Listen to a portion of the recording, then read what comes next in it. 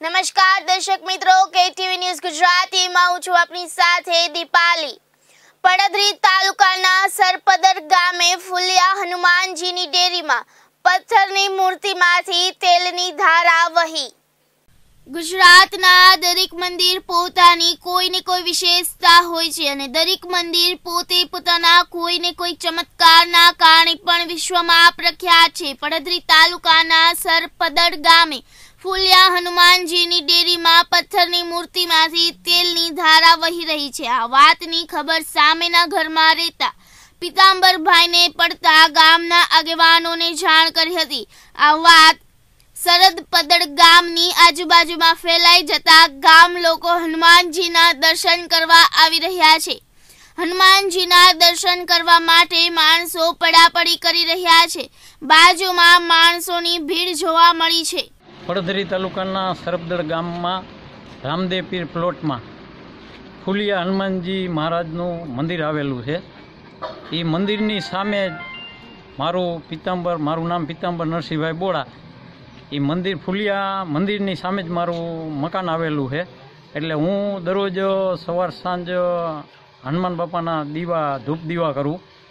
તો છેલ્લા 5 દિવસ ત્યાં ધૂપ દીવા કરું છું ત્યારે ખરેખર હનુમાન પ્રગટ થયા હોય અને તેલ હનુમાનની મૂર્તિમાંથી તેલ નીકળતું હોય એવું મને માલુમ પડ્યું।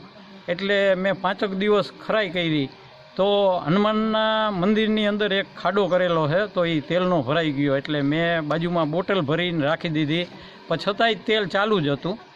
એટલે મને એવું થયું કે હનુમાનજી મહારાજે ખરેખર પરચો આપેલો છે। એટલે 5 દિવસ સુધી મેં જોયું આ તેલ ટપકતું અને હનુમાનજી મહારાજના પરચા જેવું। એટલે મેં અમારા પ્લોટના 5 વડીલોને કાલે બોલાવ્યા। 6 વાગે 6:30 દીવા કરવા ગયો ત્યારે અને અમે ખરાઈ કરી ત્યારે ખરેખર અમને એવું લાગ્યું કે હનુમાનજી મહારાજે પરચો આપ્યો છે અને તેલ આમ પ્રગટે છે, ટૂંકમાં તેલ રીજે છે એવું માલુમ પડ્યું। તો હરવે આખા ગામમાં વાતચીત થઈ ગઈ કે હનુમાનજી મહારાજે ફુલિયા હનુમાનજી મહારાજે પરચો આપ્યો એમ।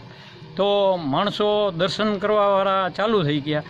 તો સાંજના 7 થી રાતના 10 વાગ્યા સુધી 2-2.5 હજાર માણસોએ દર્શનનો લાભ લીધો અને અત્યારે પણ સવારથી દર્શનનો માહોલ ચાલુ છે અને માણસો દર્શન કરવા આવે છે। સરપદર ગામના આવે છે અને આજુબાજુના ગામના પણ માણસો આવે। કેટીવી ન્યૂઝ ગુજરાતી સાથે સતીશ વડગામા, પડધરી।